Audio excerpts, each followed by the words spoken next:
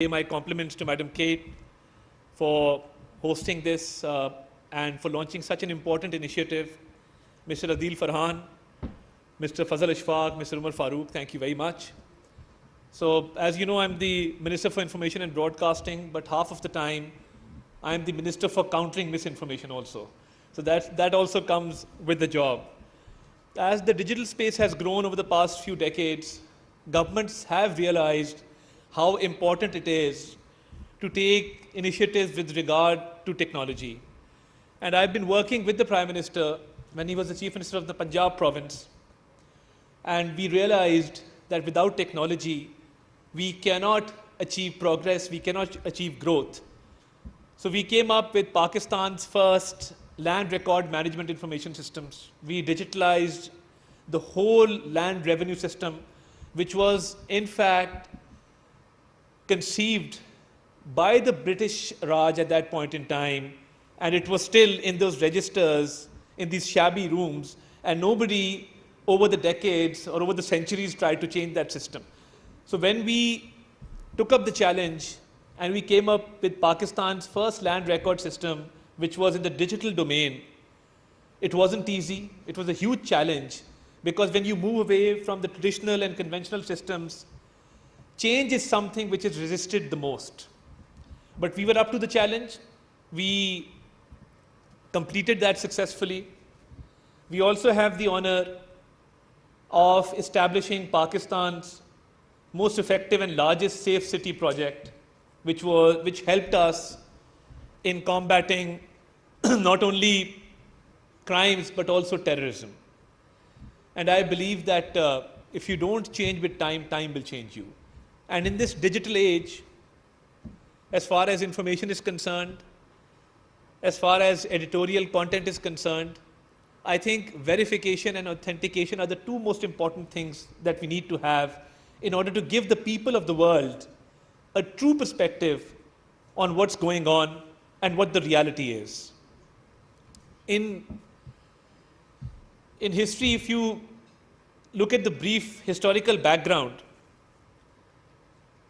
as far as newspapers are concerned, television channels are concerned, there was some form of editorial control. You had systems, you had training, you had people who were well equipped to deal with information and how to disseminate it. With the resurgence of the digital age, unfortunately, we do not have mechanisms to authenticate or to verify information. And I can tell you that it causes a lot of damage and a lot of loss. Our economy has been very fragile.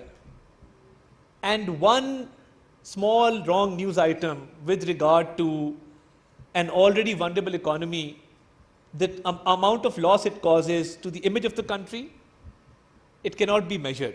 And I've been advocating this since the day I've taken over, that we need to equip our journalists, we need to equip our digital freelancers with proper skills so that they can become ambassadors of this country, so that they can actually contribute towards the image building of this country, and in order to protect vulnerable groups. Now, I come from a constituency which is very non-traditional. I contested the elections. I have 70,000 minority votes in my constituency, 70,000 Christian voters in my constituency. So when I reached out to them, I could sense a fear in their eyes. I could sense that they feel insecure. And I reached out to them and I said, listen, I will hold an open mic, we will sit down and we will discuss what the problems are. Some misconceptions, preconceived notions, and some false information spread by religious extremists had caused such a huge wedge between us and them that it took me almost 1 week to actually make them feel secure that this country is yours as much as it is mine. And people who spread hatred, people who spread false information are not our friends. The vulnerable groups, marginalized communities are mostly targeted through digital media and through certain hidden agendas. So when you speak about gender harassment, you speak about protection of minorities, they are actually at a loss because there's no one to protect them, and small amount of false information goes a long way in causing trust issues and causing damage. So I've taken this initiative. We've, in the Ministry of Information, we have this system which is known as a fact check.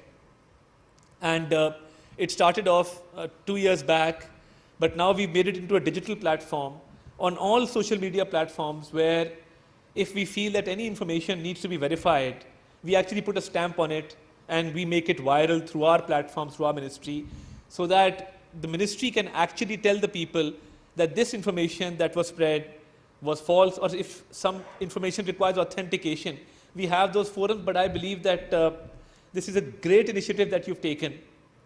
And I would like to pay my compliments to Google and to Tech Valley on this collaboration where they've actually come up with a system where master trainers are going to be training journalists in this field. And as it is, there's a lot of contribution made by Google in the form of Google Lens, which is being widely used. Google Maps are being widely used to verify information, to get the correct amount of information. So I believe these trainings will help build our society, will help bridge the gaps that we have between our communities. This will eradicate religious extremism and the hatred and the hate mongering that goes on certain social media platforms. In this day and age, terror outfits are actually using social media platforms to give updates of terror attacks. And we've been helpless against this issue because certain groups who act against the safety and security of the nation, we have no means of countering them. And this recent very unfortunate incident that took place in Bulletin, they were those incidents about it, to counter that, to give a message that nothing of this sort will happen. And sometimes there's so much panic that goes on, and that also causes problems. So we're totally committed to this cause, and we're willing to go out of our way. And I would also like to offer my help and assistance that if we can collaborate with Google, with Tech Valley, maybe we can increase the number of trainees that you have, maybe take this from 1,000 to 2,000 in fact. And I think this will go a long way, because with the right amount of training, with the right amount of focus, we will be able to create an environment in which we will promote harmony between our people, in which nobody will be caused any harm in the digital domain. Because the harm caused on digital domain, there is no redressal for that grievance. We don't have systems whereby you can actually act upon that. And I've dealt with a few extremist groups in the recent past who were actually very fond of these digital media platforms. And I asked them that you spread so much false information and hatred, and you've resorted to extreme religious views on these platforms. They said these platforms are very effective for us because it helps us get our message across. So the digital space can be used positively and negatively.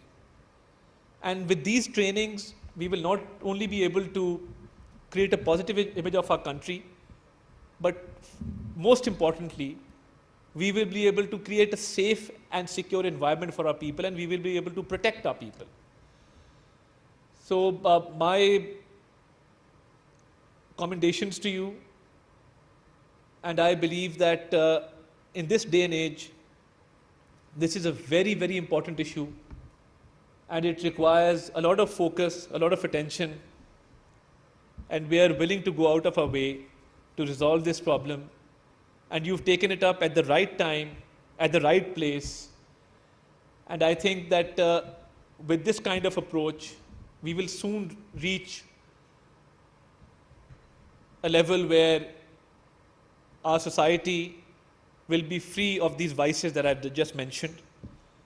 And I would also like to take this opportunity to pay homage to those journalists who, in the line of their duty, while performing their professional duties, they are often subjected to great difficulties. And freedom of expression is often targeted with the right kind of editorial system, with the right kind of approach. I think we will be able to resolve these problems as well, as we're totally committed to the freedom of speech, to freedom of journalism, as envisaged in our Constitution. And I can tell you, because I've been on that side of the table as well, I started my political career as a student activist when we set out for the restoration of judiciary. And if we did not have support of the journalists at that point in time, of journalist bodies at that point in time, and if there was nobody to speak up for us, I think the landscape of the country would have been very different right now. So I think whether it is the need to raise our voice for rule of law, whether it is economic progress, prosperity, whether it is social issues, whether it is climate change, whether it is gender inequality, whatever issues we are faced with the help that you are providing, I think for us, sky is the limit, and Pakistan has a good story to tell. And thank you for your contribution in helping us tell that story. Thank you very much.